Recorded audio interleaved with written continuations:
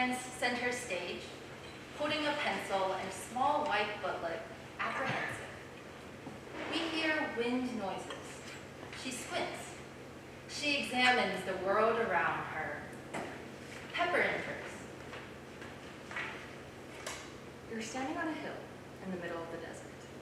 To your left, all you can see is sand blowing in your face.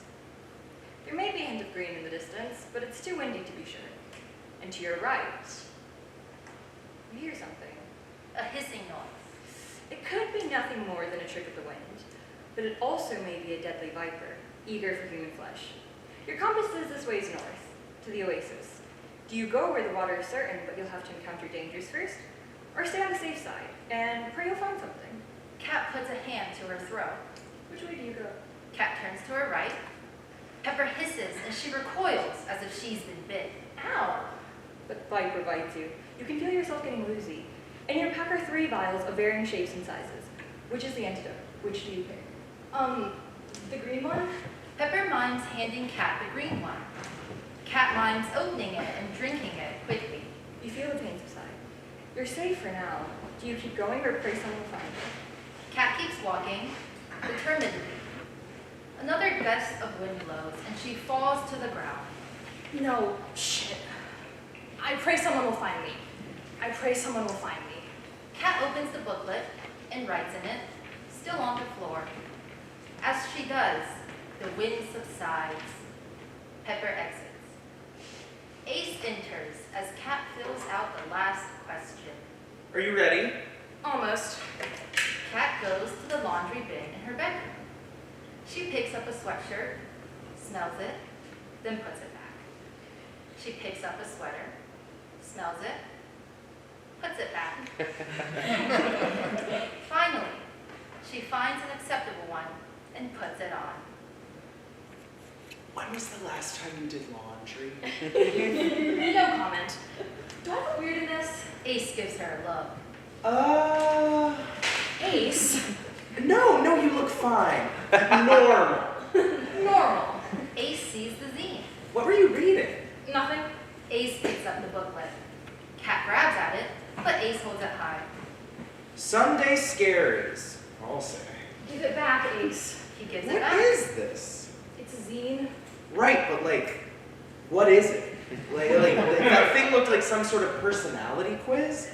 Cat sighs and holds open the page and hands it to Ace to peruse. It's published by this queer writer who I found on Instagram and then on Substack, and then lo and behold, I've been reading her work ever since. They write fiction, poetry, and then at the end of the zine, there's always a personality quiz. It's their signature. So this week, it's a choose your adventure vibe. Survive a desert sandstorm, and I'll tell you what character archetype you are. But last week, it was just asking your opinions on different Zadie Smith books, and based on that, you were assigned a fruit, and then the week before, it was... Okay, I get it. It seems very up your alley. Yeah, sorry. It's just Pepper, okay? They're brilliant. They get it. What do you mean? Sometimes I feel like they're reaching into my brain and pulling out thoughts I had but couldn't articulate sooner. I wish I could write like that. You don't think these quizzes are a little juvenile? It seems very BuzzFeed. No, I don't know, they're written really well. And I do feel like they're accurate. BuzzFeed quizzes are dumb. These are more literary than that. Oh, this is depressing. Let's go. Ace, do we have to go to this mixer? Come on, you promised! Carter's out of town this weekend, so I'm really excited to have absolutely zero chance of running into him. It's weird that you know that. His trip has been planned for a while. Fine, Alice's assignment can wait. You liar. You weren't doing Alice's assignment. You're living in your fantasy world.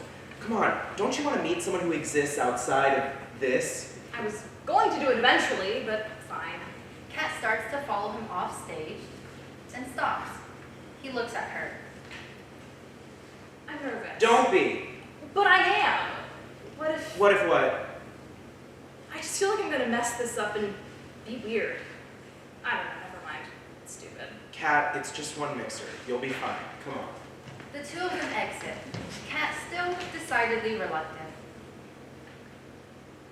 A college pride meeting base. A table is set up with snacks and empty plates. June, is putting plates into garbage bags and humming to herself with headphones in, back to the audience. Ace and Kat intern. They look at June, then at each other. I knew the queer community was small here, but where is everyone? Excellent question. June? Hey, Ace. And you are? Me? Oh, yeah, sure, I'm Kat. And you're June, or at least that's what Ace said, so. I am June. I'm July. I'm sorry, that was really stupid. Like I said before, my name's Kat. I'm Dawn. Sorry, that was stupid. And I'm Ace. Where's Carter? We broke up. Oh my god, I'm so sorry. It's fine. Anyway, June, what happened? Where is everyone? Oh shit. You must have been looking at the wrong graphic.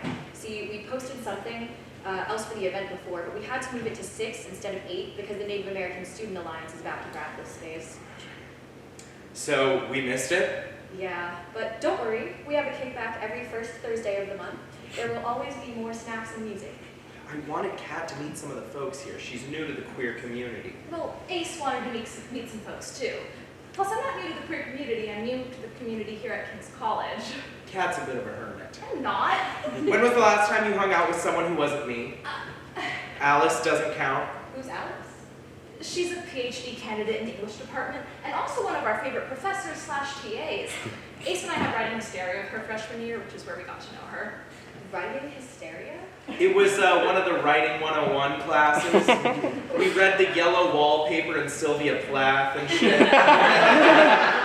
For our final, Kat wrote a song. That's nice. I mean, I took neuroscience and society for my Writing 101 class, and our final was a 10-page research paper. But historical women sound super informative.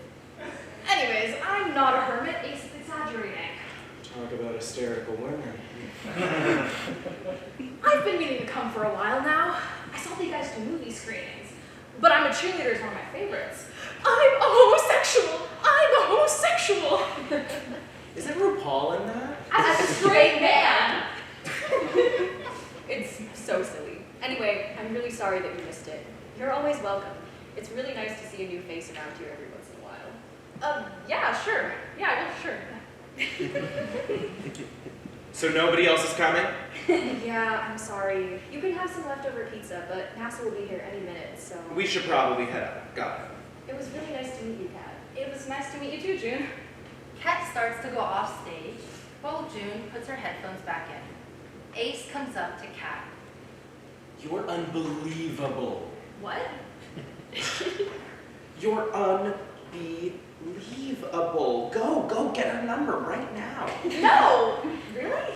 No. Come on, I cannot stand your awkward flirting. Clearly she was into it.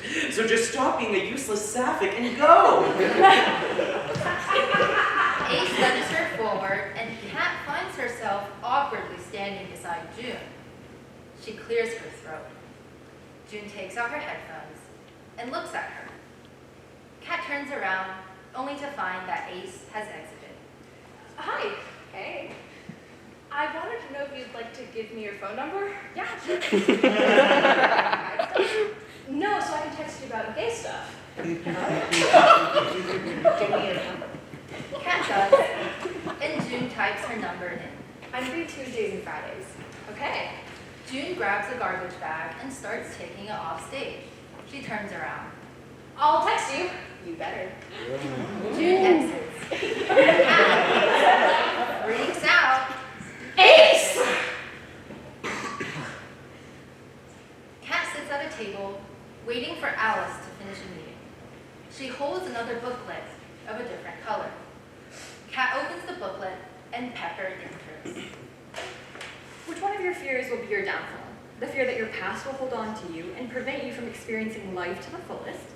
The fear that there truly is something that fundamentally separates you from your peers?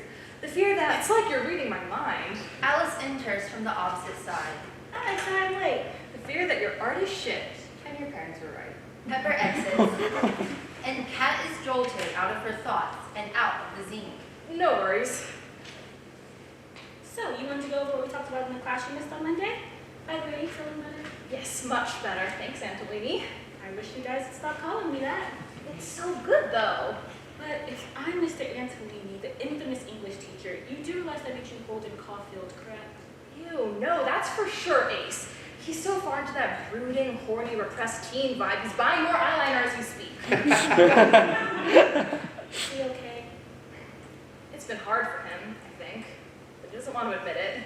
He keeps forcing me to go to these mixers with him under the guise of it being like my own self-improvement, but that's what he does when he's stressed. It used to be Carter, but obviously that's over, so now he's fixating on fixing my life. You know, I've taught at high schools before. For some reason, I thought college students would be different. Do you guys ever grow up, or is it just the English department? Are you guys doomed to be tearing the tightrope of misery forever? Shouldn't I be asking you that question?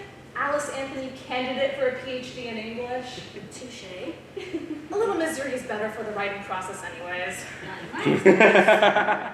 Not in my experience, and my dissertation would have written itself right now. So what did I miss? What happened in class on Monday? Not really much. We workshopped the first draft of the autofiction assignment I gave you guys. I passed out a few flyers on the upcoming events for the semester, so feel free to take a look. Alice hands her a flyer. Really not much else. If you want, we can do some more shopping now since you missed it.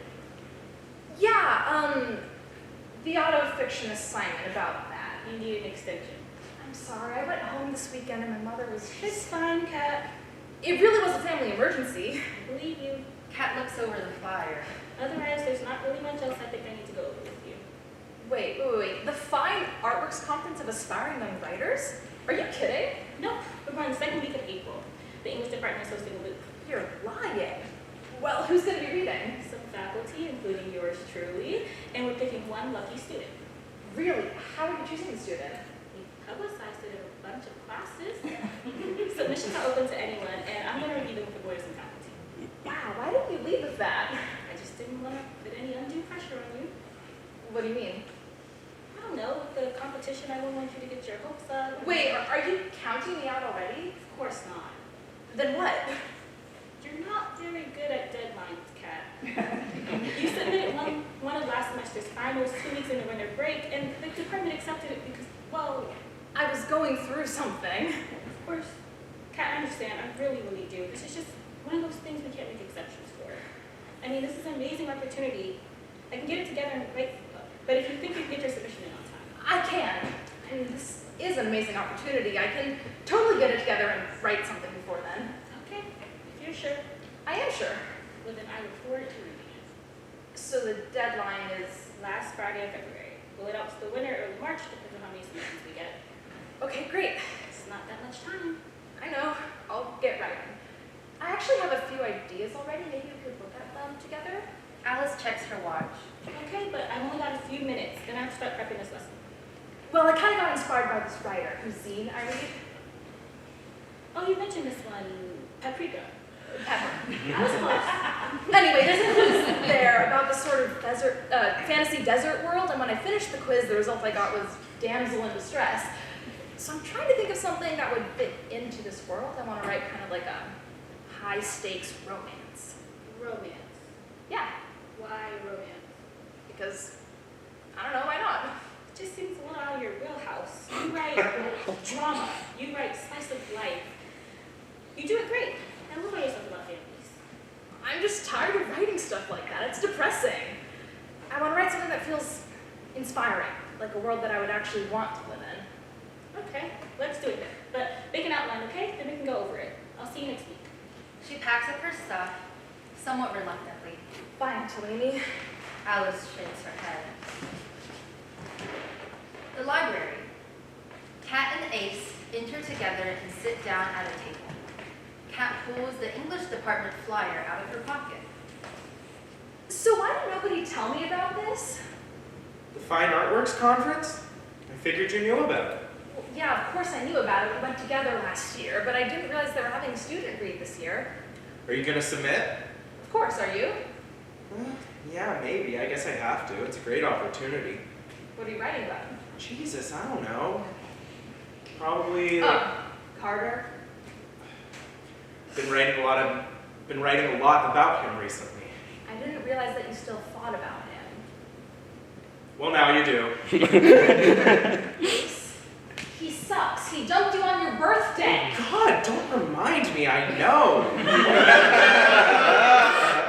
I still can't get him out of my head, though. He's like this little parasite in my brain, taking up space and eating away at my rational thought. I know the feeling.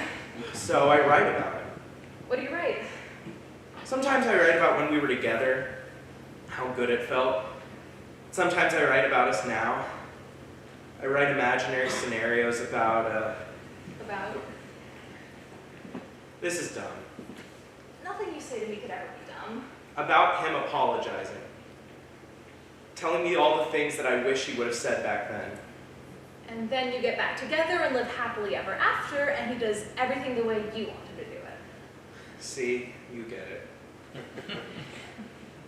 So, is there anyone else who's caught your eye? I mean, you've been out, right? Meeting people? No, not really. But anyway, that's good. I think I need to focus on my writing right now. About him. What is so bad about that? It helps. I'm reflecting. And honestly, I think some time alone is probably what is best for me. I was with him for 2 years. I need to be without him or anyone for a while. What's it like, being with someone for that long? It feels like safety. All those little anxieties you have in the first few months about your hair looking perfect, or if this outfit works, or if you said something dumb that they're gonna remember later, kind of fade away. That sounds nice. It is. It was. What are you writing about? I'm not sure yet. You're lying. What? You're scared to reveal your little story to competition? No, I genuinely don't know. Better figure that out soon. We don't need another Zenith situation. You said the deadline for the Zenith writing competition was December 1st. November 1st. No, you did not say that. Yes, I did. Casey Jones, as the editor and chief of the school's literary magazine, you couldn't have squeezed in my 2-page prose piece in the final draft? That is so not how it works, Kat. So you think my writing's bad? Are we fighting? No, I'm procrastinating. Jesus, Kat, go brainstorm. Come on. You can do it. Ace starts typing on his laptop. Kat opens her notebook. She pauses, then starts to write. Then she stops. She pulls out the zine from her backpack. She stands, and Ace disappears. The wind starts whistling. Kat clutches her side and squints back into the desert scene from scene 1. I pray someone will find me. Pepper enters. And so your prayers are answered. Pepper reaches out a hand. Kat takes it and stands up. A damsel in distress. I searched all my life for one. I don't need you to save me. Fine. Pepper drops Kat's hand, and Kat drops to the floor. Pepper starts to walk away. Wait, Yes. please. Pepper drops to Kat's side. They hold Kat's face in their hands. Need water. Here. Pepper pulls water out of their bag. Kat reluctantly takes it and sips. How did you get out here? I don't remember. You must have been looking for something. That's all anyone ever comes out to these hills for. And how would you know? Spent years here. Cursed to roam here. Looking for girls to save? Something like that. Do you know which way is north? If you're looking for the oasis, you won't find it that way. What do you mean? I mean, that what you seek is not in the north. So which way is it? Do you trust me? No. Well, you're gonna have to. Pepper stands and starts walking. Are you coming? What happens if I stay here? You think you're safe here? In this sad, dry comfort that you know? Kat stares at them, at a loss for words. Don't you think there's more than this? Show me. Pepper reaches out a hand again and pulls Kat up and close. Their faces are inches apart. Kat closes her eyes. Pepper lets go and leaves. Kat opens her eyes, now gone from her daydream/story. Ace sits next to her. You good? Yeah, I think I have some good story ideas. About what? Wouldn't you like to know?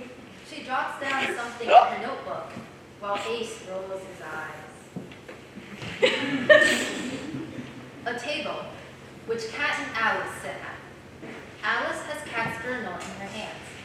She finishes reading the story she's written. She pauses and looks at Kat. So, I have some questions. Yeah? Yeah, okay. It's bad. It's not. You don't sound so sure. I just have questions is all. Where should we start? Okay, look, Kat, on a sentence level, your prose is beautiful as always. I love that you have this theme of comfort and danger set over a desert backdrop. But I think my main question is, why should I care about these characters?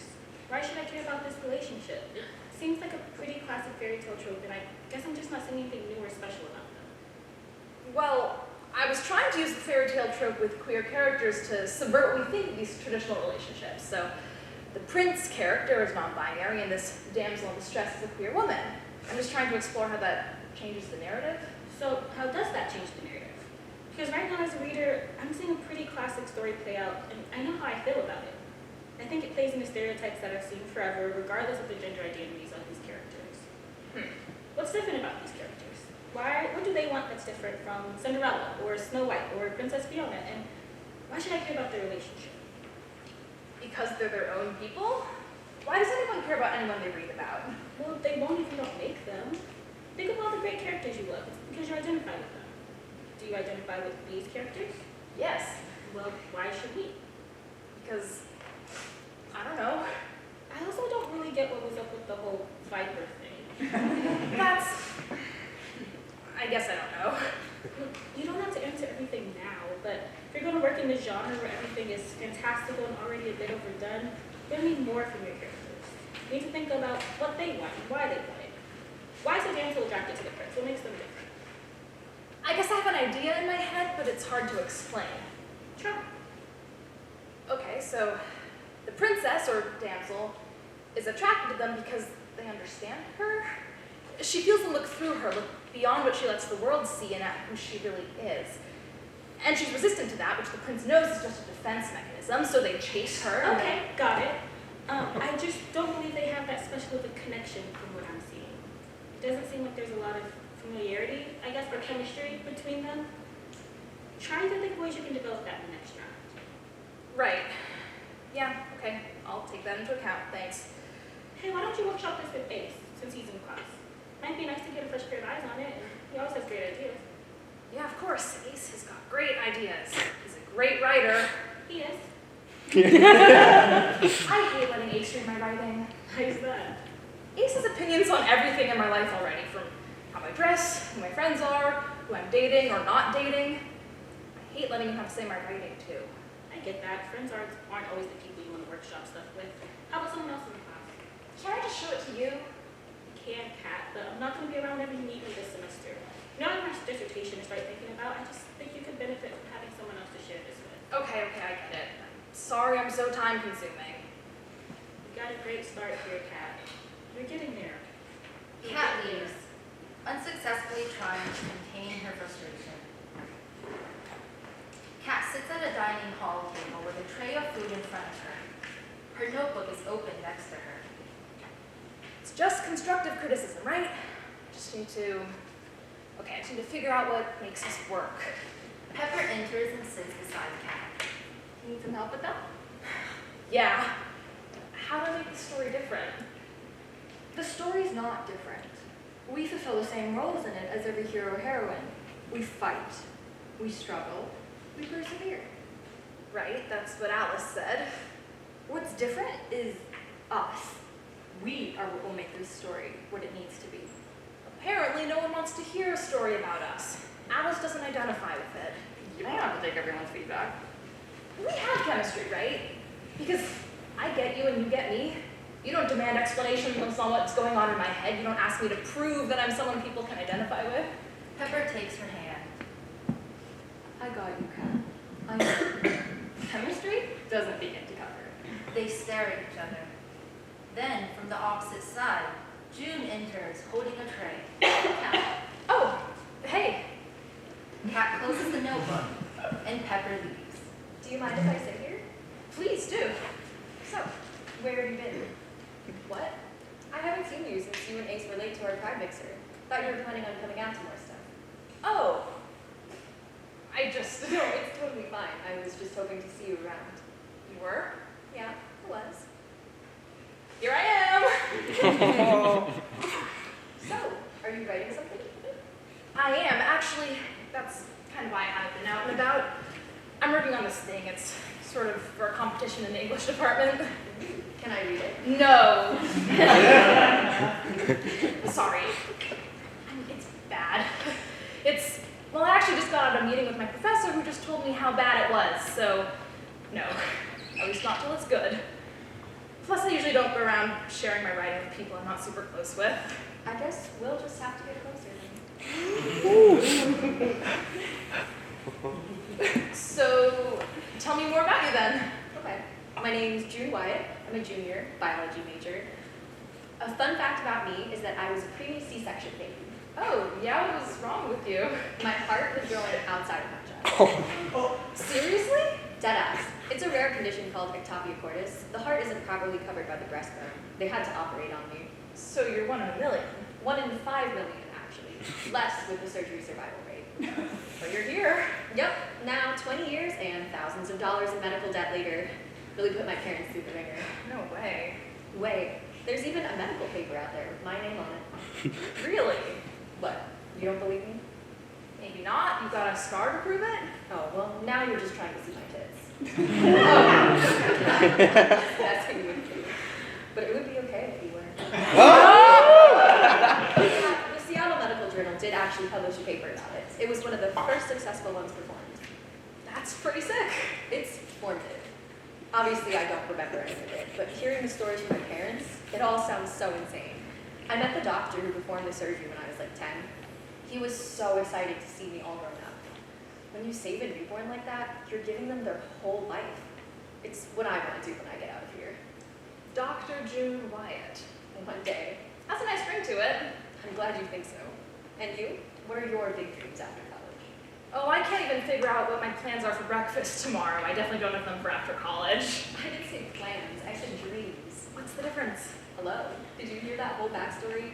Med school, residency, that's a plan. But saving lives, that's the dream. Mine won't be nearly as noble as yours. Try me. Well, all my life the only thing I really wanted to do was write. Be able to call myself a writer. And everyone always said that's not a way to make a living, blah, blah, blah. So I guess I don't really care about what job I end up with, as long as I get to write on the side. That's what I care about. Maybe it won't change the world or save lives, but it's important to me. What do you write about? I write a lot about the people I know, their quirks and what have you. Honestly, I've been really blocked recently. I really would love to read something you've written someday. Do you think you could arrange that? Okay, broken heart baby. Not broken, just not where it should be. Kat drops her fork on the ground, and they both reach to the ground. They come up, their faces get really close. Then June leans in and kisses Kat. Oh, was that okay? Kat is stunned. Yes. Yes. That was okay. That was good. I was wondering when you came in if that was what you were Oh, looking yeah, it was. I wasn't really sure what to say either. I think I need to go. Kat stands up and starts to walk out with her tray. Do you think we could see each other again, though? Of course. Name the time and place. I'll be there. There's this bookstore 10 minutes off campus. It's called Half Moon Books. I love hanging out there, looking through the books and stuff. Would you want to come with me? I'd love to. Are you free Saturday? Yeah, totally free. Well, I'll see you then. June exits. Kat watches her go and looks bewildered. Oh my god. Ace and Kat are studying together. They both have laptops open at a desk. Kat's phone buzzes. She reads the text on her phone and laughs a little. She texts something back. She puts her phone down. Her phone buzzes again. She picks it up and smiles. Then she puts it back down. Her phone buzzes again. She picks it up. Who are you texting? Yes. Well, I know Alice doesn't have you smiling like that. Wait, don't tell me you actually followed through and talked to June. I ran into her at the dining hall again, and we had a really good conversation. So we've been texting a bit. More than a bit, it seems. It's easier for me to come up with things to say over text. I have time to gather my thoughts before I say something stupid. If I knew it was this easy to get you out there, I would have taken you to a Pride meeting when we first met. Maybe then we'd both have other friends. Close. I mean, the last 2 years with me can't have been that bad. Oh, Kat. I love you. You know that. And I feel for you, okay? People at this school suck. They're all hard to talk to, but sometimes gotta just do it, you know? I know. You don't have to worry about me so much. Kat resumes texting. Okay. She puts down her phone. So did you guys kiss? You did? Kat! I've dated people before. I'm not that inexperienced. A high school relationship with a man is hardly dating. For you, at least. Shut up. Was it good? Yes, Ace, it was a good kiss. Now shut Oh, up. are you gonna have sex? It's always about sex with you. It's a valid question. We're going out next Saturday. Out. Like, on a date. I don't think I'm ready for that yet. She asked you out on a date. I asked her out on a date. You asked her. Wow. Maybe my influence is working. Kat goes back to typing on her laptop, and so does Ace. After a beat, Hey, can you read this for me and make sure it sounds right? Kat grabs the laptop and starts to read. We enter Ace's fantasy, a clearing of trees with a steep precipice looming. I just don't understand why we keep having this argument. Pepper enters as Carter, Ace's ex. Me neither. It wasn't just the way you were looking at him, it was the way you were talking to him. I could tell, oh my God, it wasn't just a passive thing, you were leading him on. Why would you even think that? That little smile you do, you don't think I know that smile, you don't think I've seen that smile, okay? Back when you were in love with me. Back when? Don't try to deny it, you don't love me anymore. You're wrong. Yeah, give me your phone. I'm not gonna give you. Ace starts to grab Pepper, and they struggle as Ace tries to find their phone in their pockets. This I is don't so believe you. ridiculous. Give it I to won't me. Give it to entertain me. After a struggle, Pepper pushes Ace off them. Ace falls and stumbles off the side of the stage. He hangs on for a second, as if dangling off the edge of a cliff. Oh my God. You broke my heart. Ace lets go and falls off the side of the stage. Pepper exits. Ace re-enters and looks at Kat, still reading on his laptop, expectantly. What do you think? So in this story, Carter kills you? He doesn't kill me, I let go. Anyway, it's not about him. Sure it's not. So you kill yourself? I die of a broken heart. And yeah, I guess he drove me to it. Is this really how you feel? It's art, Kat. Don't take everything so literally. Not everything has to be autobiographical. I mean, seriously, name one author who... Andrew Salinger Hemingway. Okay, shut up. You asked. Do you have feedback for me? No, I like it. It's freaky and unsettling in a way that almost makes me worried for you. You have no feedback. Well, I don't know. Maybe try to develop the relationship between the two characters a little bit more. They need to have chemistry or we don't earn the ending. You don't think they have chemistry? I'm saying it could be better. Interesting. Ace grabs his laptop back and starts typing almost immediately. You've given me a lot to think about. Happy to help. Ace types. After a minute, he puts his headphones in. Hey, do you think you could... What? Nothing. It's nothing. Ace goes back to typing, while Kat stares blankly at her screen. She looks sad for a moment. Then her phone buzzes again. She looks at it, and she smiles. Kat is standing on stage, waiting for June. She looks at her watch, taps her foot, not impatient, just nervous.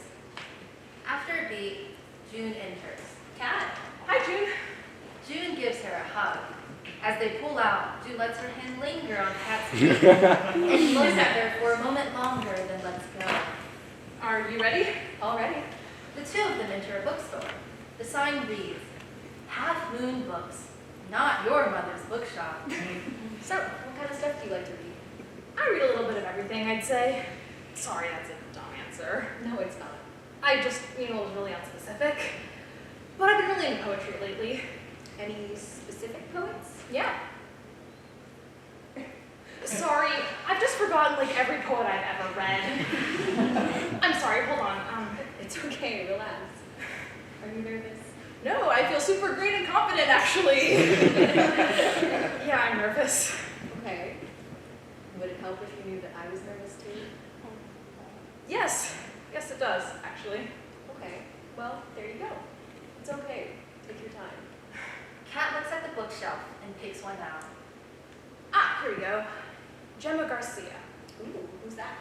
She's a creative writing professor at Columbia, and honestly, I used to read a lot of her stuff on Tumblr.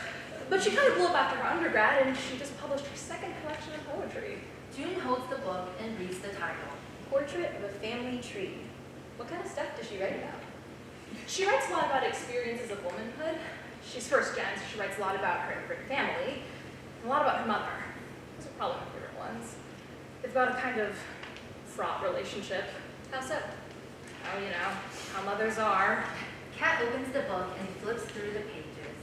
My mother immigrated too, actually. She's a school teacher. What grade does she teach? Second. Ah, second grade. One of my favorites. Yeah? That was when I realized I was gay. How'd you know? Well, Miss Larson. Your teacher? She was a substitute, actually. She was probably just out of college. I would always find myself wishing for Miss Green to be sick just so I could see her.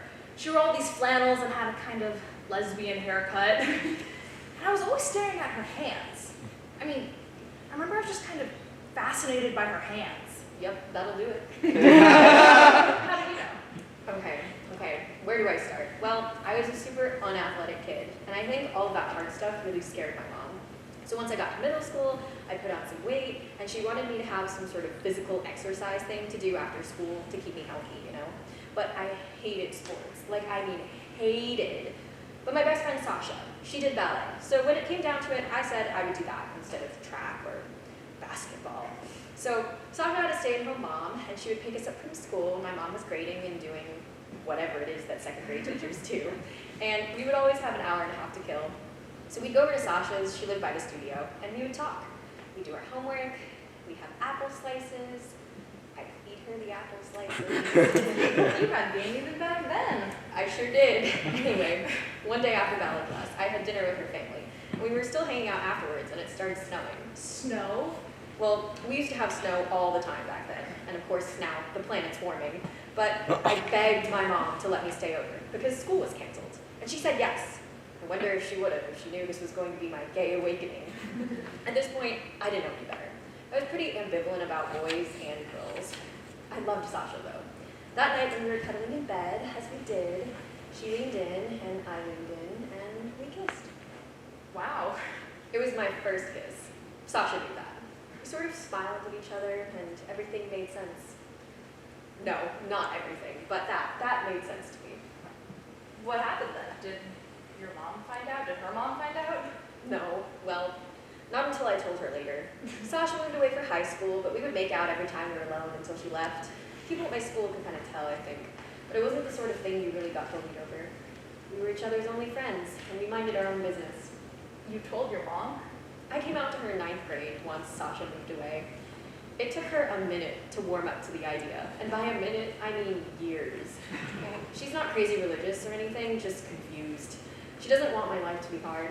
I think she's had a hard enough life, but this is who I am, and I feel really, really lucky. You are lucky. I'm glad she came around. Are you out to your parents?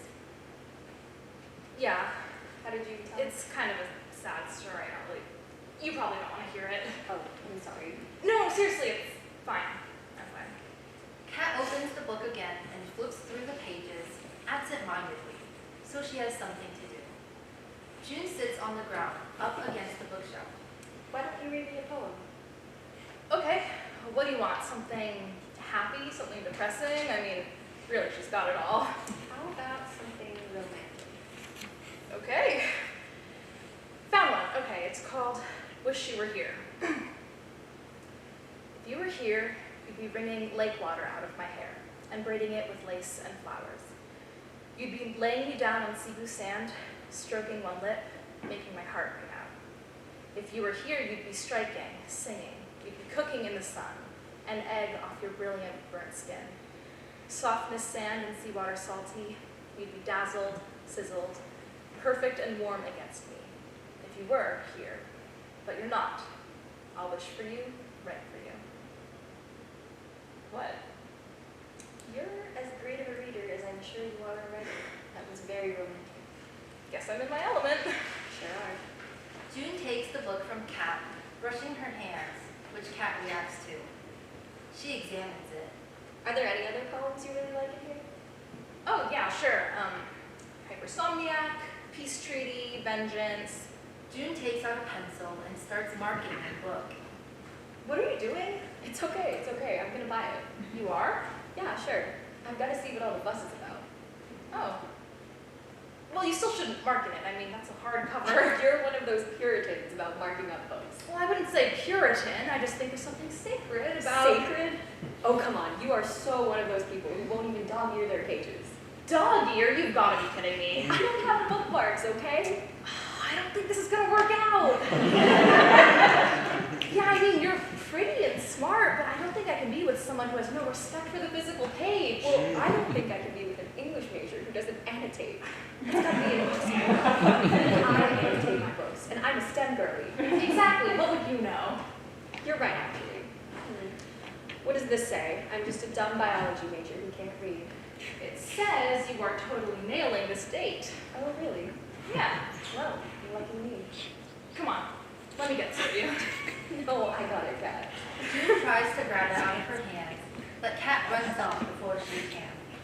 June runs off after her. Pride meeting days. June sits at a desk computer, open, but browsing through the book that she just bought at the bookstore. Ace and Kat enter. June, Hey. come here often. I live here, basically. What you reading? June shows him the book. Portrait of a Family Tree by Gemma Garcia. God, Kat's like obsessed with her. I know. Oh. You know. Yeah, we bought it together. Oh. So, did you need something? No, I'm just here to see if there are any new faces. Just me. And I wanted to say hi to you. Hi, Kat. I really love the book. Ace paces around the space, inspecting things. You know what's funny is, usually Carter comes here at around this time after his lab ends. No way, that's crazy. Ace, is that why you wanted to come by? I don't want to be anywhere near that man. Let's just change the subject. Kat's phone rings. She looks at it, and when she sees who's calling, she reacts. I'll be right back. Kat exits and leaves June and Ace alone on stage. There is an awkward silence. Was that weird? What, Kat? Okay, Ace, you do me a favor and I'll do you a favor, okay? Next time Carter rolls Pride after lab, instead of telling him that you've been borderline stalking him, That's not what it's... I will tell him that you've been hooking up with Will, that senior. Will is hot. Okay, you'll find a way to say it casually. That's so organically. Okay, what do you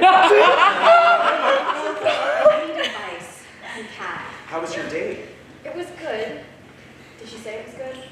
Fine, Okay, well, I had a good time. but nothing. I'm sure there's a but. There's always a but with Kat. There's no... Okay, fine. Please don't tell her this. I had a great time, and I like hanging out with her, but she's just kind of hard to read sometimes. Yeah. I feel like there's something she's not telling me, and I'm not sure if it's something I did or what, but Kat's like that. Don't worry about it. I guess I worry. She just has this air of sadness about her. The stuff in this book is pretty dark. She's just a writer, June. Seriously. Well, there was something else. I tried asking her something about her parents. Oh, no. She is not going to want to talk about that. I mean, she hates talking about her family. Ask her about anything else. What? Why? They're just, from what I gather, they're not very accepting. Oh, of her being... Yes. She came out to them at the end of last semester, and it's been a mess ever since then. I mean, she's not cut off financially, but she's pretty cut off emotionally. From her mother. Maybe her dad, too, but I don't think they had much of a relationship to begin with. That's a lot. The only reason I know is because it's something she's been writing about. We haven't even talked about it directly. I thought you guys were best friends.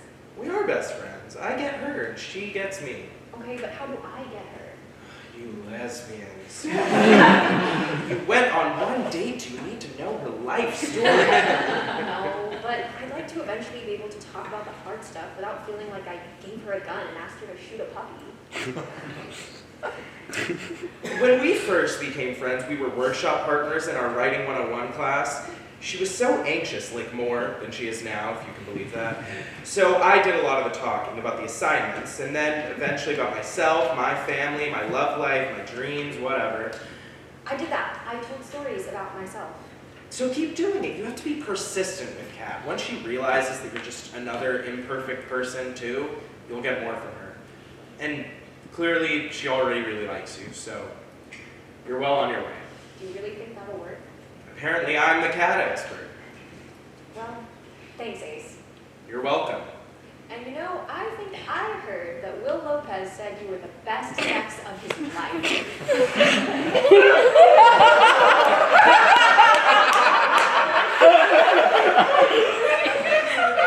I heard that too.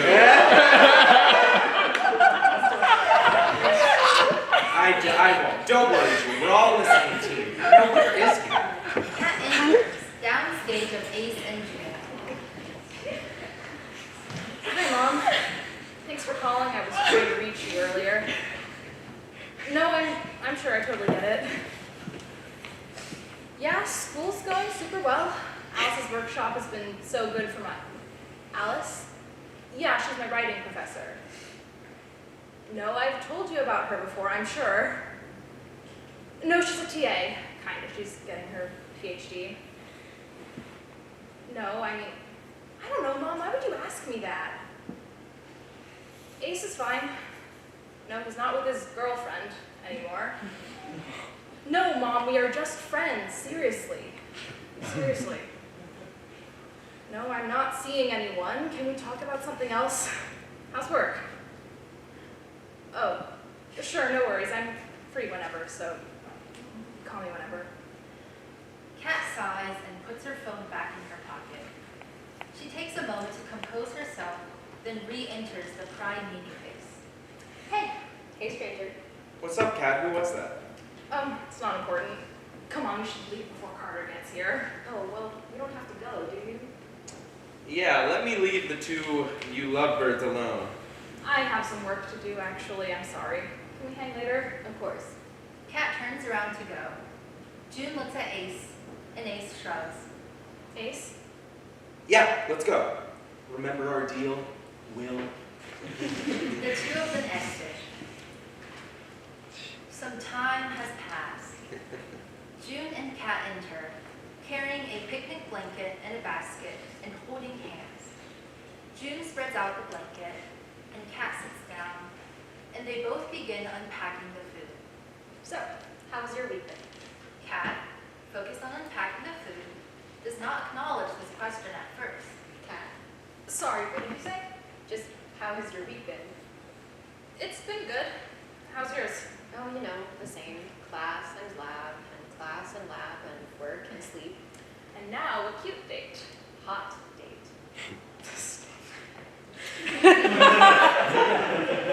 If you were in these clouds, which one would you be? June looks thoughtfully. I think you would be that one, right there. Which one? That one. The one that looks like a snail. Oh, okay, I see it.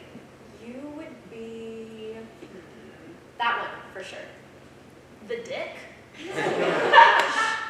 They're clouds. They all look like bushes. Shut up. That was particularly bush-like. Yeah, I guess it is. They both stare into the clouds. Ace was asking about you today. He was. I said we were going out for a picnic, and he said, well, you've been hanging out a lot with this June girl for the last month. Is she your girlfriend? Oh. Yeah, I know, right? He's silly. There's a long silence. I don't know if there was a secret question there, but just so you know, I haven't been seeing anyone else. I don't think we have. Oh, no, I wasn't asking. I just thought it was funny. Oh, okay. Do you want to hear a story about my first girlfriend? Sure. Sasha? No. Well, yeah, I guess she was probably the first, if you count that. But, officially. When I was in high school, I had this friend, Diana. We met in life skills. Life skills? I know. We did one of those stupid old-school home ec projects where you raise a baby doll for a week together. And we basically did leave each other's side after that. We were together all the time. I mean, after a while, it just kind of got to be a lot. Huh. Anyways, when we broke up, well, we broke up when I got into Kate's college. She was staying in state, and I wanted to go far away. Oh, you dated for a while then. Yeah, 3 years. Anyways, she got really drunk and sent me this long paragraph about how we were meant to be, and it was crazy that we were ending things over distance because we could work it out, and it was only a few hours, and I think we should abolish the stereotype of long-distance relationships in the queer community. Yeah. Well, anyway, she left all of my stuff outside of my door. Every book we ever exchanged, note we ever wrote, every receipt or empty box of chocolates I had ever given her, all of it. She just left it on my doorstep, ding-dong ditched. I couldn't believe she had saved all of that stuff. That's sweet. It was a lot, actually. She was a little crazy. I mean, there was more stuff, too. She got all of our friends in divorce, and she said some nasty shit about me. I couldn't wait to get out of that school. I'm sorry about that. It's fine. It was a long time ago. What about you? Have you ever had an ex do something really crazy? No, not really. I haven't really had any sort of relationship that got that serious, I guess. No, probably for the best. There is an awkward pause. It's Sunday. And tomorrow's Monday. No, I mean, Sunday series is out. Yeah, I mean, I would say they've been out. No, did I ever tell you about this zine I'm obsessed with? Don't think so. Well, I think I can find a digital version in my email. Okay. I have something we can do if you would indulge me. Of course. It's this personality quiz. Pepper walks on stage. They sit between June and Kat. June and Kat read the personality quiz. To June, Pepper is the writer of the quiz whose work she is reading. To Kat, Pepper is there, literally, with them. 3 is a crowd. Build your dream home, and I'll tell you which zodiac signs are soulmates. Ooh, this will be fun. What are you? Yes. Oh, I don't know anything about astrology. Okay, well, you're about to learn. Question 1. Your ideal kitchen looks like marble countertops, 6 cooktop stove, an endless supply of saucepans. Wooden, rustic, with fresh produce and plenty of fridge space. Blue and yellow, charming in 19th century with lots of natural light. Marble, I think. Okay, next question. When your friends stay the night, they'll say, I'll have a futon, for sure, and lots of extra linens. got it. What are you growing in your backyard? June closes her eyes. Grape tomatoes or lavender. Okay, lavender is one of the options. How many windows do you want in your bedroom? How many windows do you want in your bedroom? 2. And I would love an east-facing room, so I can watch the sunrise. Well, that is not on the questionnaire, but I'll keep it in mind. Choose a special feature to have in the house. A quiet bay window seat to read and news on, Surround sound speakers connect to the TV for games and music. a fountain soda machine, heated toilet seat. Surround sound. Excellent. Okay, last question. When you picture your dream home, who is beside you? Does it really say that? I'm not joking. Kat shows June her phone. June reads. I guess option C, my longtime lover and best friend. Kat smiles as June hands her her phone back. Pepper clears their throat. Your soulmate is a Sagittarius. They are bright, bubbly, and interesting. They are spontaneous and will help you see a world outside yourself, view it through a different light. Kat looks upset. So, do you think this thing is right? Well, Pepper's never wrong. And your sign is? Aquarius. Oh. Well, nobody's always right. I beg to differ. Yeah, Are you okay? I'm very fine, I promise. Okay. We should get out of here anyway. I'm sure you have homework. Wouldn't want to let the Sunday scaries get to you. Yeah, okay. They start to pack up silently. Pepper is still between them. There's this reading at Half Moon Books. Gemma won't be there, but there are some other authors this Thursday. Do you want to come? Yes. Great. Oh, wait, no. This Thursday, I have an orgo exam on Friday, and I don't know if I can swim that. Oh. Yeah, obviously that's fine, no worries. After packing up all their stuff, they look at each other. Pepper steps to the side and gestures to Kat. My dorm is that way. I should get to the library, but I'll see you sometime. Yeah, of course. Okay. June exits one way, and Kat follows Pepper off the other way. The lights are down on stage. We hear heartbeat. We hear hot and heavy noises. Kat and June are kissing in the dark in bed. They are both clothed. Are you okay? Yes. They keep kissing. I've been waiting so long to do this. I want you so bad. The heartbeat speeds up.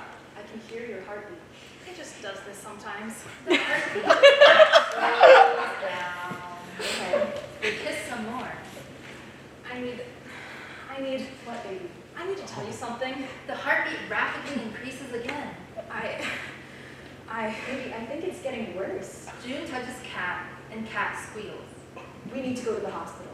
June gets out of bed and turns on the lamp. June paces. Kat sits in bed, wearing a hospital gown, and has a trickle of blood down her arm. Doctor enters. I don't have very good news. What is it? Your fiance's heart is migrating outside her body. What? How could this happen? It's common with conditions like this. When experiencing severe emotions, the heart doesn't feel safe in her chest. You could say it's trying to escape. Has this ever happened to you before? only once when my grandma died. Did it feel like this? Yes, only not nearly as painful. What are our options? You're not gonna like this. We need to take it out. What? If we don't do it, it will come out on its own. More blood trickles down Kat's arm. And quickly, I'll let you two discuss this. Doctor exits. Baby, we can't. Don't worry. I can live without a heart. I can't live like this. But you won't be you. Of course I will. Will you still stay? I can never leave you. Please tell the doctor. Let's just wait. She kisses her. The heartbeat starts beating rapidly again. We can't. Doctor wheels a table on stage. June and Doctor pick Kat up and place Kat on the table. Doctor puts his stethoscope to Kat's chest, and the heartbeat starts beating faster than ever. He takes a scalpel out of his pocket and raises it high. As he's about to go down, June reaches to stop him, No! but she is too late. Doctor wheels Kat behind a curtain and begins to perform surgery on her. June collapses on the bed, sobbing. At the same time, we hear surgical noises, fluids, and beeping. The heartbeat dies down, then starts up again when the surgery stops. Doctor comes out from behind the curtain. I have your fiance's heart. And she'll be okay? The two of them glance at the curtain where Kat is still lying behind. It's too soon to tell. Tick-tock noises and a blackout, in which Doctor exits with curtain and table. June and Kat now lie in bed. We hear A heartbeat. A heart sits in a jar beside their bedside, fermenting, glowing, and pulsing. Baby, Yeah? I can't sleep. What's up? Kat turns a lamp on, and they both sit up in bed. It's been like this since your surgery. I can hear it, and it's distracting. Oh. I'm sorry. No, it's okay. I'll move it. Kat gets up, grabs the heart in a jar, and exits. She comes back and climbs into bed. There. All better? The heartbeat is faint, but still there. Yeah, June puts a hand on Kat's chest. it's weird that I can hear it, but I can't feel it. Imagine how I feel. They look at each other in the eyes for a moment. Go back to sleep. Okay. June goes back to sleep while Kat stays awake. Alice's office. Alice is finishing reading Kat's story. You took this in a completely different direction than I thought you were going to. I know. I got inspired by something new. I like this a lot better than the fairy tale genre. It's very gory and creepy, but not gratuitous. And I think the relationship between these two characters is a lot stronger. They're engaged, so the stakes are higher. And obviously there's some fragility there still, with one girl's heart literally being on her sleeve, so well done. Thank you. Obviously you need an ending. Obviously. I mean, what happens to these two? Do they make it? And her heart, do you know how it's going to end? I was wondering if you had any ideas. My sense is that their engagement is changed in some way by this medical phenomenon. The question is, can they make it through this change? Can they make it? Can they make it? Can they make it? Exactly. Now just figure that out for the deadline next week and you'll be a strong contender for the competition. I will. Awesome. Ace enters. Antolini! What's awesome? Did you tell Kat the good news? Or did Kat tell you the good news? What news? Kat met a girl. Kat talked to a girl. Can you believe it? Well, You're always telling me that I reveal too much about my personal life when I'm around you. yeah, but this thing's more exciting than your switch from tampons to diva cups. Wait, is the girl from your story? I do not write about people from my own life. Oh, you totally put me in a poem just like last month. Those characters weren't you. Self-centered much? All writers are self-centered. All fiction writers, I would say. There may be some self-effacing people out there writing. I don't know, copy. This story isn't about June. Ooh, that's a good name. You know, you just have to give these characters names. That's not a bad idea. It's not her. I'm just saying. Is she cute? She's Kat's type. Ace. I'm messing with you. Don't. Fine. Anyway, do you want to stay here and discuss my love life / writing assignment, or? I still have another 10 minutes. Do you mind? Yeah, but like, you look like you're done here, so. Are you? Did you have anything else you want to talk to me, Kat? Any more story stuff? Well, do you have any other notes for me? I think we went over everything. Okay, I guess I'll go then.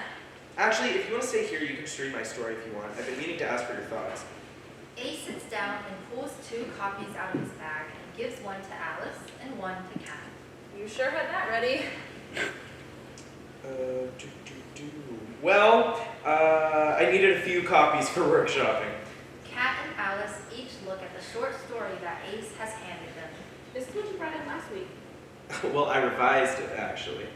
I haven't read this. Did you do it outside of class? Yeah, Alice and I have been working on some stuff. Wow, how'd you have time to do this on top of class stuff? I don't know, I just got out of a huge time suck of a relationship, so I guess I've been motivated, okay? Not like you. What? I just meant like you and June are progressing and... And I'm unmotivated? No, just that you've got less time on your hands now that you're happy with your girlfriend. She's not... Okay, whatever, I just gotta go. Kat gets up and leaves Alice's office, but is still on stage. Ace follows her. Are you mad at me? Come on, you know that's not what I meant. No, that is exactly what you meant. You think I'm unmotivated, and you think you're a better writer than me. I don't think of you like that, Kat. Come on, don't let this be a thing. It is a thing, Ace. I'm tired of pretending like it's not. You belittle me. You think you're better than me. That is not what I said. You didn't have to. You don't need to take everything so personally, Kat. Ace goes back into Alice's office. Kat watches him and Alice as they start to talk and fade into the background. Kat pulls out her phone. She dials a number. She waits. Then the call goes to voicemail. Hey, Mom. I haven't heard from you in a while, so I just want to check in. Call me back, please. Love you. During this call, June enters from the opposite side of the stage. She and Kat can't see each other. June dials a number. When Kat hangs up on her mother, her phone starts to ring. She looks hopeful, then sees that it is June. She declines it. June looks at her phone, confused. Sorry, can't talk right now. Kat exits. June remains on stage, confused. Kat and June are sitting in Kat's room. June sits at a desk while Kat is on her bed. They are both typing on computers. Kat's phone rings. She picks it up, looks at it, and puts it down. Who's that?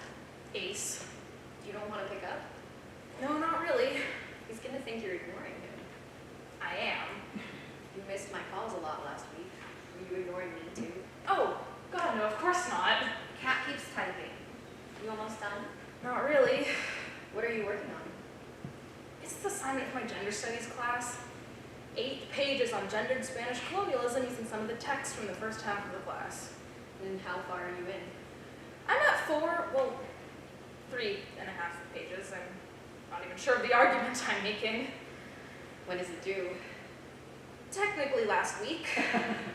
You want to take a break? Kat goes over to June to give her a quick kiss. Last week. Yeah, the professor was being such an asshole about giving me an extension.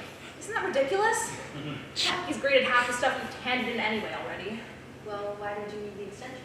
Just, I don't know, life. What do you mean? Stuff is going on. What kind of stuff? Just stuff. Personal stuff. You sound like my professor. I would never get away with stuff like that in my classes. Biochem docs 50% if you hand in a lab 1 day late. No exceptions. Jesus, this is why STEM kids are so miserable. We just have to work through it, even if our mental health is shitty. It's kind of messed up. Last year, I got a splitting migraine during my orgo final, and I had to just keep going. That's just how it is. You tough it out. Okay, well, I am going to do the paper eventually. Okay. Are you upset? You didn't call or text me back for 5 days last week. It was just radio silence. I'm sorry, I told you. Sometimes it just feels impossible for me to do stuff like that. Like, it just makes me so anxious on top of everything else that's already going on. I just don't know how I'm supposed to help you if I can't get in contact with you. And I don't understand why you couldn't just shoot me a text saying that you were all right, that you couldn't talk. Why is that so hard? I don't know. And you're avoiding Ace right now, too, which I don't think... This has nothing to do with Ace. I just don't feel like talking to him right now. Okay, fine. Forget about Ace. I do stuff all the time that I don't want to, especially when it comes to the people I care about. I just don't like feeling like I'm left out of part of your life. I don't know how else to explain it to you. You haven't explained anything. You're just making excuses. June, stuff at home is just crazy right now, okay? My mom is barely speaking to me because I came out to her and she can't accept that, and so when I do call her, she just mentions like a million guys as if she's trying to get me to go back to being straight like I ever was. I can't talk to my dad either because he really doesn't give a fuck. It's not an excuse, I just have a lot on my mind. I'm sorry. You can talk to me about it. I don't want to. I'm sorry, it's not you, I really don't want to get into this. I don't like feeling like I have to be on all the time. I'm not asking you to be on all the time. I'm just asking you to have the decency to let me know when you can't be. Okay, I'll try to text you. And to finish this stupid fucking paper. Okay. Are you sure you don't Yes. Okay.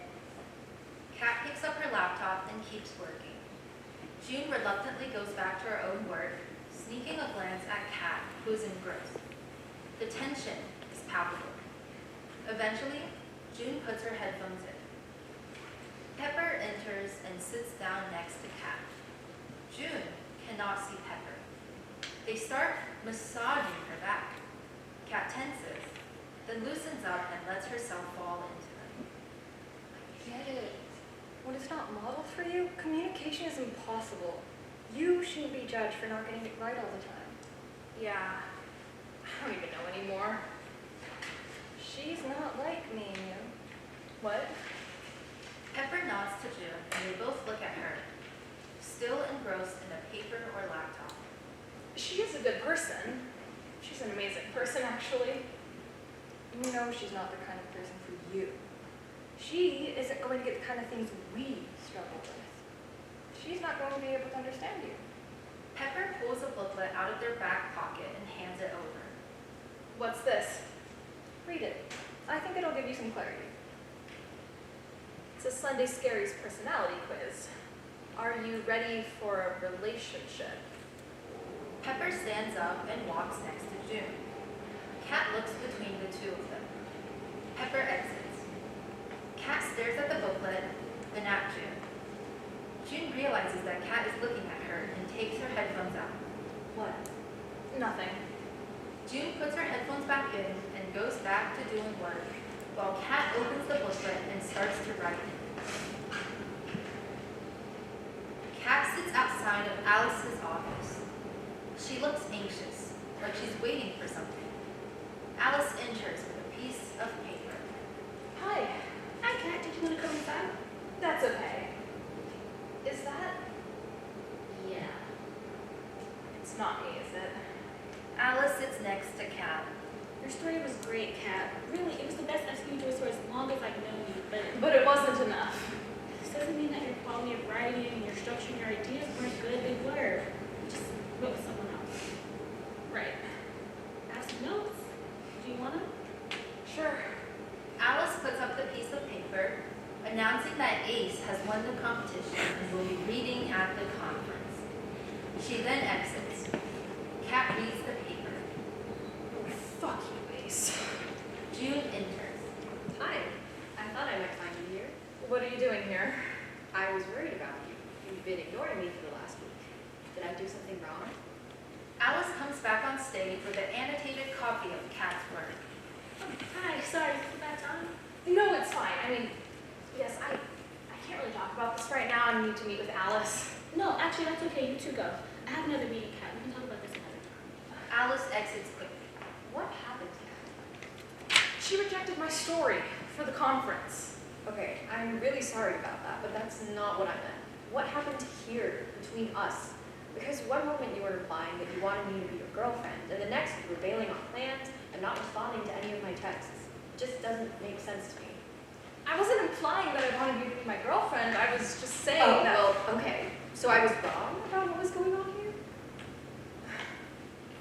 Okay, perfect. Good to know that you've just been wasting my time for the last 2 months. June, that's not what I meant. I think I understand what you meant.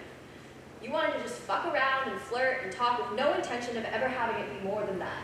I don't know how to do that. I don't know how to be in a relationship. Nobody does. You have before, though. Where did you think you were going to start, Kat? I'm not ready yet. Okay then, thanks for telling me now. I'm sorry. I'm sorry too. I think I misjudged you. I'm gonna go. Okay. June leaves, and Kat looks like she almost wants to say something, but doesn't. Ace enters. Hey, I saw June leaving. Oh my god, I got it! Yeah, you got it, Ace. Just like everything else. She exits, bumping into him as she leaves. Ace stands at a booth. Kat and Alice are listening in the audience.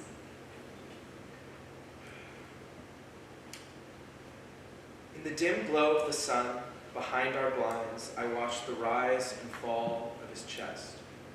I checked the clock, and it was barely 6 in the morning. I thought about waking him, but instead, I quietly slipped out from under the covers. On my way out, I turned over the list on the kitchen counter and wrote my goodbye. Slow applause from the audience. Kat is genuinely awed by the story and smiles reluctantly. Ace sits down next to her while Alice stands up. And that's all of our readings for today. Remember, they'll all be published in the King's College English Journal at the end of this semester, so if you want to check any of them out again, you can find them there. Thank you everybody for coming out, and I hope you enjoy the rest of the conference. Did I seem nervous to you? No, Are you still mad at me? that was a really good story. Thanks. I don't get how you write like that. It's just practice, I guess. It's never that simple. It is for me. That was amazing, Ace.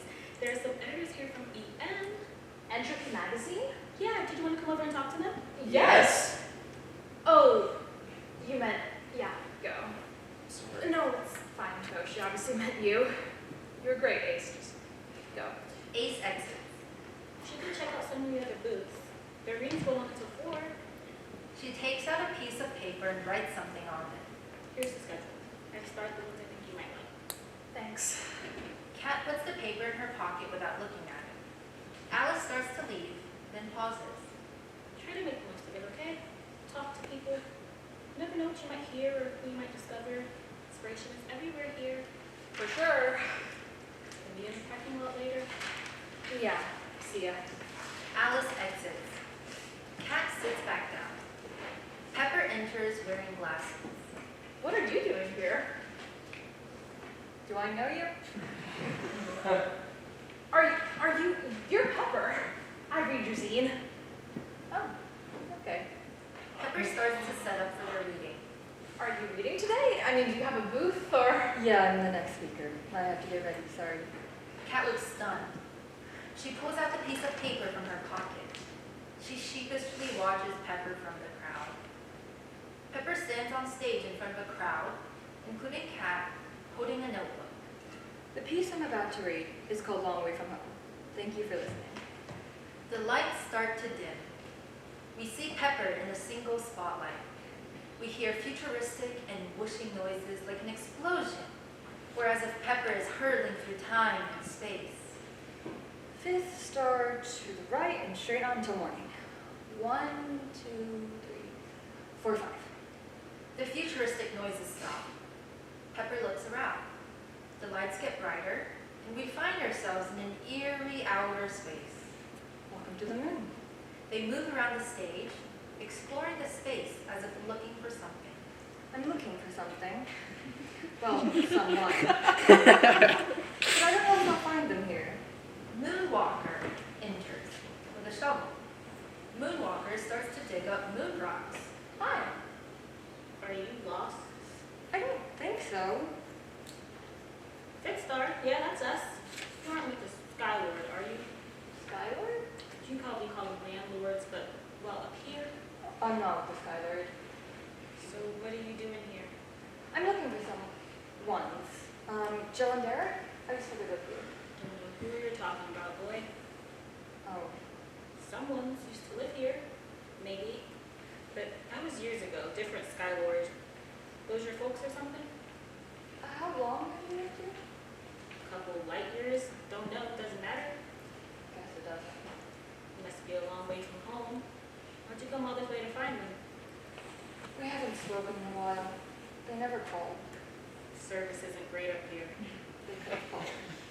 But they're gone now. Good luck finding them. Thanks, but I think this has gone on far enough. Pepper waves goodbye, and Moonwalker drifts off stage.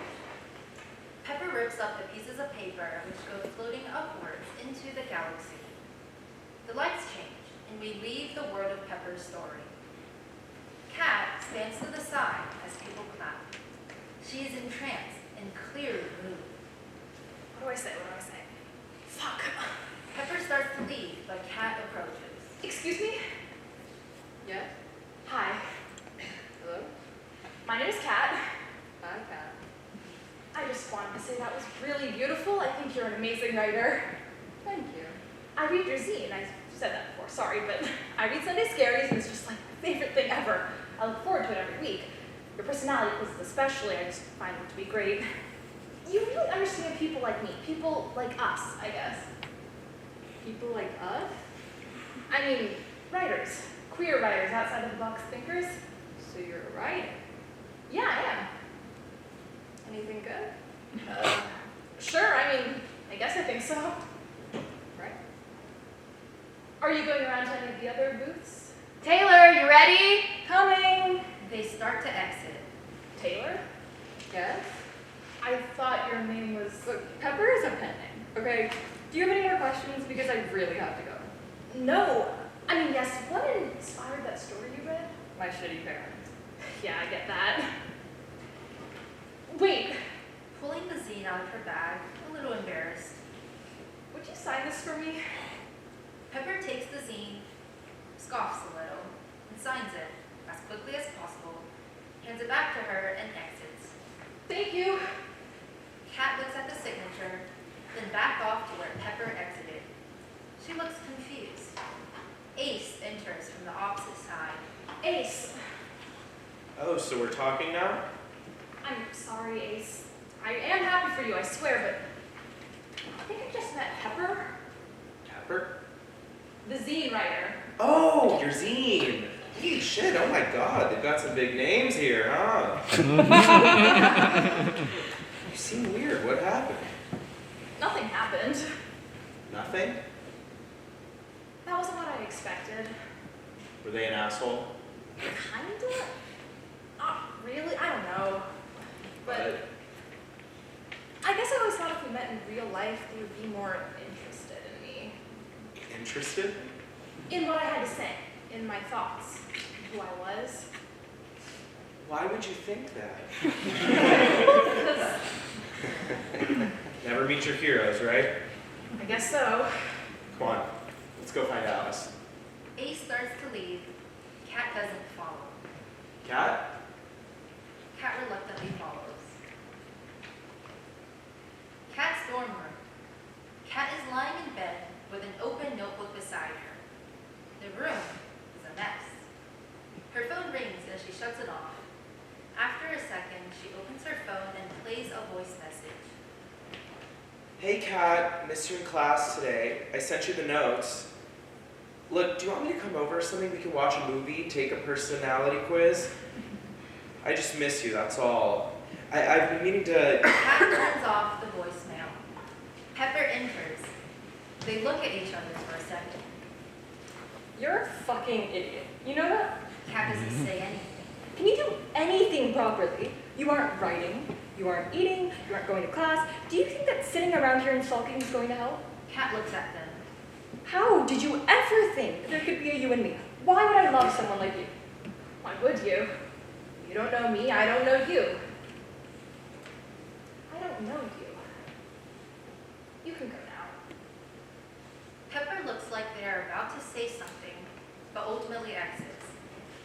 Kat picks up her phone and dials. We hear a faint, "Your call has been forwarded to an automated voice messaging system." Hey, Ace. Look, I'm sorry about being so weird. This last week I haven't been feeling like myself, and when you said what you said, I didn't like feeling like you saw me that way, the way that I see myself.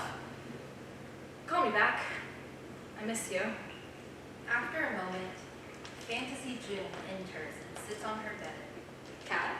Kat? No, Jesus, not this again. What? This isn't healthy. What is it? Imagining me and you, making you someone in my mind that you're not? I can't move from one person to another. It's depressing. So you don't need me? I do, I need the real you. What do you need? I thought some stranger knew more about me than I did, but they don't know shit about me. How could they? And I don't know them. I just can't believe I would even take advice from someone like that. Kat lies back down. What now? I don't know. Good luck with that. June gets up and exits. Kat watches her leave. Alice's office. Alice sits at her desk. Kat enters. Her posture is drawn inwards and she looks a little disheveled. Sorry I'm late. Hi, Kat. Are you feeling okay? Yeah. Haven't seen you in class for the last 2 weeks. Actually, haven't seen you since the conference. I've been under the weather, but I'm feeling a little better now. Okay. Did something happen at the conference? I don't really want to talk about it. Can we just talk about the assignment that I missed? Okay. Well, the assignment is actually a reflection on your experience at the conference. So, Ace said that you met a writer there? I did. And what happened? Have I ever told you about this zine I read, Sunday Scaries? I've heard a bit, yeah. Right, well, this writer created that zine and they were reading at the conference. They read this beautiful story about being estranged from their family and not being able to reconnect with them after a while of not seeing them. And then I went up to talk to them afterwards. Oh no. Yeah, right? Wait, what? They were an asshole. Exactly. They were just weird and off-putting and uninteresting. Like, how did you know? It happened to me once. When I was in high school, I met this author of one of my favorite short stories, really underground. Like, she fell off the face of the earth after I went to undergrad. I ran into her at the Strand, and I came up to her. She basically ran away from me. I mean, it's not exactly what happened, but she was definitely speed walking away from me after her curt goodbye. Maybe it was my fault for being a weird fan and putting all that on her, but you know, you're never supposed to meet people like that. They ruin stuff. I feel lost. Even though I never really met them and I never really knew them, I feel like I lost a friend. Or at the very least an inspiration. A writer who I looked up to. I can't even enjoy the zine now. It's completely ruined for me. What do? They were one of the reasons I loved writing so much. I don't believe that. What? Kat, who's writing more than anyone your age I know? More than Ace? Yes. No. Yes. Yes! If this writer was important to you, then they'd still be important to you. Maybe in a few months or years, you'll be able to look back on and see the value in it. If not, you find new reasons to love writing. But one person is not going to ruin writing for you. Yeah. Kat, can I ask how you're doing with your mom and dad? You can ask. I'm dealing with it. I'll be okay. People have it much worse. I think they'll get over it. Maybe. One day. I believe it'll be okay. Alice gets up and opens her arms to Kat. Kat stands and the two of them hug. Thanks, Angelini. Anytime. By the way, I have something else for you. What? Alice pulls out an annotated copy of Kat's story about June. I could have just emailed you this probably, but you know me, old school. Still don't tell your story from before? About that girl? Thanks. So you two, is that over? Sorry. I really screwed that up. So why don't you do something about it? I don't think June wants anything to do with me. Have you talked to her at all since the incident outside? Are you kidding me? Why not? She doesn't want to talk to me. Whatever you say, Kat. What, you don't think so? In my experience, people love to use "she doesn't want to talk to me" as an excuse when you're too scared to talk to someone. Especially when those people are already sensitive to being rejected. That's not what I'm doing. I just don't want to put pressure on her Because you're afraid to have tough conversations.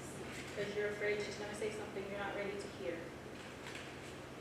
Okay, fine. I'm nervous. What if... Of course you're nervous. You care about her. You can't just abandon the people you care about. You have to try. Thank you, Alice. I should go. As Kat gets up and exits. And if you could just type all that up 2 or 3 pages double space and put that in Canvas, that would be great. She's already out. June is standing. She looks nervous. She paces. Kat enters. Hi. Hi. Thank you for coming.